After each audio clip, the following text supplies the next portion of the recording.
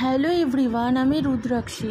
আজকে আমি বাড়িতে ডিমের ঝোল রান্না করেছিলাম, তো সেটাই তোমাদের সঙ্গে শেয়ার করছি। আর ডিমগুলোর সাইজ দেখেছো কত বড় বড়। এগুলো কিন্তু হরিণঘাটা ডিম, আমাদের এখানে স্টোর আছে, তো আমি এই ডিমটাই কিনি। এই ডিমটা মানে এত বড়, তো সাধারণত দোকানে 7-8 টাকা দাম হয়, কিন্তু আমি যেহেতু স্টোর থেকে কিনি তো এগুলো 6.5 টাকা করে নেয়।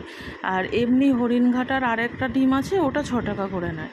তো যে ডিমের ঝোলটা রান্না করবো বলে নুন হলুদ দিয়ে মাখিয়ে রেখে ভেজে নিয়েছি, তারপরে আলুগুলোকেও ভেজে নিয়েছি। আর একটা ডিম জানো তো হাফ বয়েল মতন হয়েছে, তো ওটা ঝোলে দেওয়ার পর একদমই ভেঙে গিয়েছিল। তো আলুটা ভেজে গোটা গরম মশলা তেজপাতা ফোড়ন দিয়ে পেঁয়াজ দিয়েছি। পেঁয়াজটা দেখে বুঝতে পারছো একদমই একটুখানি দিয়েছি। পেঁয়াজের দাম 70 টাকা, আর পুজোর সময় নিশ্চয়ই 100 টাকা হয়ে যাবে। তো মানে পেঁয়াজ 1 কেজি একদমই অল্প হয়, তো 1 কেজি যদি 70 টাকা হয় কদিনই বা যাবে, তাই জন্য অল্প করেই দিয়েছি। তো পেঁয়াজটা ভাজার পর আদা রসুনটাও দিয়ে দিয়েছি। আর আদা রসুনের সঙ্গে এখানে আমি মানে হলুদ, জিরের গুঁড়ো, ধনের গুঁড়ো, লঙ্কার গুঁড়ো দিয়ে দিয়েছিলাম, এবং মানে একটা পেঁয়াজের অর্ধেকটা আমি আবার এখানে একটু বাটা মতন করেও দিয়েছিলাম, তাহলে আর কি হয় গ্রেভিটা একটু ঘন ঘন হয়।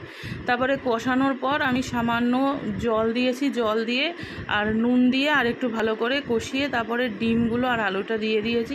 ডিমটা যেহেতু হাফ বয়েল ছিল, আর হরিণঘাটা ডিম একটু নরম হয়, তো হাফ বয়েল হওয়ার জন্য আমার প্রথমেই ভুল হয়ে গেছিলো। ডিমগুলো যদি তখনও না দিয়ে ঝোল ফোটার পরে দিতাম তাহলে হয়তো ভেঙে যেত না। যাই হোক, দিয়ে ভালো করে কষিয়েও নিয়েছি, কষানো হয়ে গেছে নাড়াচাড়া করার পর।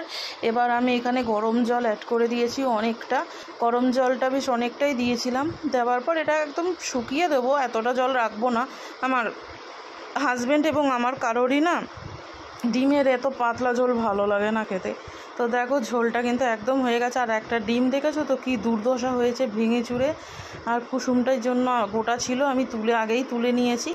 আর এই যে হয়েও গেছে, এবারে নামিয়ে নেব।